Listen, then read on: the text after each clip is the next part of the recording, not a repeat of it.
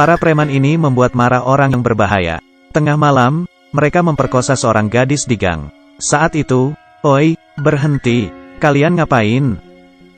Kakek itu dengan marah mengancam mereka. Preman hanya tertawa dan meremehkannya. Kakek 80 tahun berani mengusik mereka. Tapi, sedetik kemudian, ia meninju seorang preman. Menghadapi preman yang mengepungnya, kakek itu sama sekali tak gentar, bahkan menantang duel. Kakek tak mengira, aturan preman di sana sudah berubah. Preman mengeroyoknya tanpa ampun. Tidak aturan lagi di sana. Akhirnya, kakek itu dihajar hingga tewas. Para preman tak tahu, mereka menghadapi bahaya besar. Kakek itu bukan orang biasa. Ia adalah bos mafia. Dulu, ia adalah bos mafia Isen. Semua orang takut padanya. Siapa kira kakek ini akan dibunuh oleh preman urakan? Adiknya, Riti yang berada di Spanyol mengetahui kabar itu. Ia sangat berang, lalu melacak geng preman itu. Richie terbang pulang ke London untuk membalaskan dendam ke Sumat. Ia tak akan berhenti sebelum berhasil. Setibanya di London, Richie berkumpul dengan rekan-rekannya. Roy, bagian interogasi, memiliki kemampuan luar biasa. Ia ahli menyiksa orang, dan tahu apa orang itu bohong hanya dengan melihatnya. Arthur, penegak hukum, orangnya mudi dan sadis. Tak ada yang berani mengganggunya. Algojo, Butch, tak punya hati. Ia dapat memutilasi orang hanya dalam 15 menit. Richie, ketua mafia sudah pensiun 20 tahun.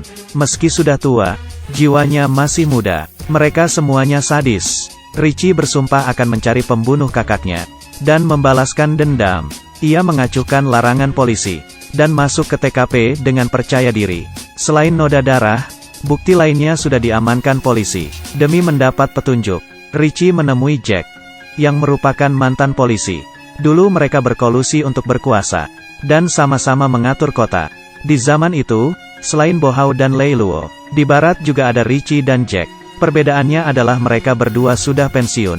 Yang satu pindah ke Spanyol dan jadi pebisnis. Yang satu lagi pensiun dalam damai. Jack memberi Richie petunjuk. Tapi, videonya tidak jelas. Satu-satunya saksi adalah korban. Akhirnya, Richie menemui gadis yang mau diselamatkan kakaknya. Gadis itu berkata, sebuah nama, Aaron. Ia adalah pimpinan preman yang telah membunuh kakak Richie. Richie tak peduli ia dari geng apa, dan tak peduli sekuat apa dia. Karena ia membunuh kakaknya, Richie akan menghabisinya sampai ke akar-akarnya. Pokoknya, mata ganti mata, gigi ganti gigi. Seharusnya tidak ada yang mengusik mereka. Meski tua, berumur di atas 80 tahun, dan berambut putih, tapi mereka berjiwa muda. Semuanya sangat sadis. Dulu, mereka menguasai seluruh kota dan jalur bawah tanah. Mereka menggunakan aturan untuk mengatur kedamaian. Tapi, setelah mereka pensiun 20 tahun kemudian, ada yang melanggar aturan dan mengacau kedamaian. Mereka sangat jahat. Bahkan, bayi pun dibunuhnya. Polisi takut pada mereka. Sayangnya, geng bernama E2 ini tak tahu kalau mereka membunuh orang yang salah, yaitu kakek berumur 80 tahun. Mereka tak mengira, pria tua ini dulunya adalah ketua Isen, yang tidak boleh diusik. Geng Richie mulai beraksi. Ketua E2, Aaron sangat licik dan susah dilacak. Mereka mulai dari para bawahannya. Roy menangkap tangan kanan Aaron. Melihat Roy yang renta, mereka meremehkan, dan mulai mencaci makinya. Mereka minta dilepas. Kalau tidak, E2 akan bertindak. Isen sudah lama tidak dimaki seperti itu. Richie membalas memaki mereka. Seorang anggota E2 ditinju hingga pingsan oleh Arthur. Roy yang sadis, menikmati waktunya menyiksa orang. Ia menikam paha E2 dengan paku panjang, hingga menyadarkan pria itu dari pingsannya. Ia berteriak kesakitan. Melihat beragam senjata di tangan Roy, ia sekarang ketakutan. Tapi, sudah terlambat. Tulang yang keras kalah melawan mata bor. Pria itu pingsan lagi. Temannya pucat pasi dan minta ampun. Ia berjanji akan membawa Aaron pada mereka. Arthur tahu ia berbohong. Tapi, Richie melepaskannya. Begitu ikatan dilepas, ia lari. Tapi, pria itu tak mengira, Richie akan sekejam ini. Mustahil untuk membohongi Richie. Richie melepas ikatannya, karena ia pantang membunuh orang terikat. Sekarang Isen tahu, tidak ada yang berani membocorkan lokasi Aaron. Pria yang dibor tadi mati kehabisan darah. Richie tak peduli. Balas dendam yang kejam baru akan dimulai. Karena tak menemukan lokasi Aaron, Is-en membunuh bawahannya secara membabi buta. Mereka menikmati perburuan kali ini. Mereka menanyai bawahan Aaron satu persatu. Tapi, semuanya tutup mulut. Setia sekali, ya, pria ini tak mempedulikan nyawanya. Dan malah memaki keluarga mereka. Richie terlalu sayang dengan keluarganya. Akhirnya, ia berang dan menghajarnya. Pria itu pun pingsan.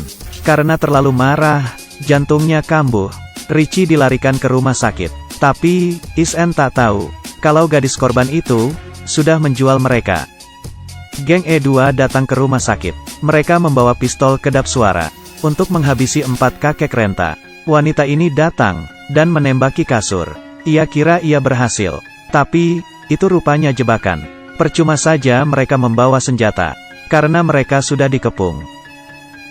Mendengar suara tembakan, Aaron merasa ada yang salah. Ternyata, Richie bersandiwara. Ia pura-pura sakit jantung, dan menyuruh korban berkhianat.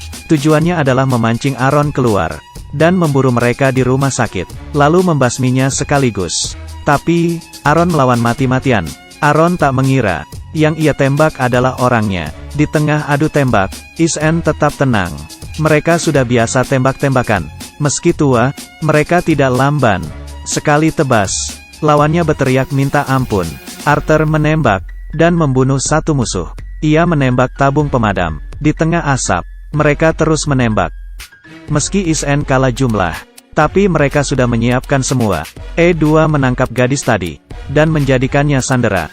Dengan santai, Richie dan gengnya menyerah. Aaron sangat marah. Tapi, saat itu, Aaron dikhianati oleh temannya. Richie segera memungut pistol Aaron. Teman-temannya berteriak, tembak. Tapi, Richie punya kebiasaan. Sebelum menembak ia harus memasukkan peluru 3 kali. Terlambat sudah. Richie membuang pistolnya dan bersiap-siap. Ia meninju Aaron hingga terkapar. Aaron memungut pistolnya. Ia menodong Richie. Tapi, saat itu polisi datang. Aaron berteriak ia akan membunuh Richie. Tapi, ternyata pistolnya kosong. Polisi mengepung mereka. Melihat pistol, polisi langsung menembak. Semua ini adalah rencana Richie yang cerdik. Ia meminjam tangan polisi, supaya tangan Is-en bersih. Untung saja perhitungan mereka tepat. Is-en di sini adalah korban. Polisi tidak bisa menghukum mereka. Mereka adalah geng mafia Is-en, yang berani dan pintar menyusun strategi.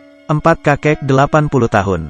Bersatu menumpas E2, geng preman urakan. Sekaligus membalaskan dendam. Tak ada yang mengira ini hanya permulaan. Richie berpamitan dengan sedih. Ia akan menetap di London, untuk menegakkan kedamaian di kota, dan memberantas preman. Ia ingin kembali jadi mafia, dan mengajari anak-anak muda. Peraturan dan moral harus ditegakkan. Mentang-mentang muda, tidak boleh semena-mena. Di atas langit masih ada langit. Contohnya dia, dan dia. Kalau saja tak membunuh anjing itu, menculik gadis itu, dan tak menghajar kakek itu, mungkin saja nasib mereka akan berbeda.